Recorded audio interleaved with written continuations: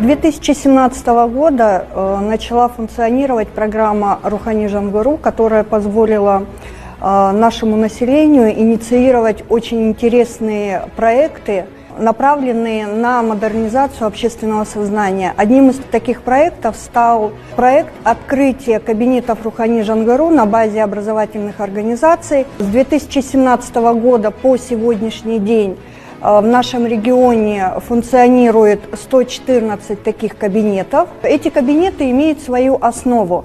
Для них был разработан управлением образования специальный стандарт, где были прописаны требования к этим кабинетам, какие стенды должны быть, что в этих стендах должно быть оформлено. И на основании этого стандарта началась реализация самого проекта. Сегодня наш опыт предложен на уровне республики. В 2020 году проект открытия кабинетов Рухани Жангуру стали лучшими практиками на республиканском уровне. Казахстанским институтом общественного развития Рухани Жангуру была выдвинута инициатива, чтобы именно наш регион разработал методические рекомендации по открытию кабинетов Рухани Жангуру, залов, уголков уже для всех регионов. На сегодняшний день эта работа закончена.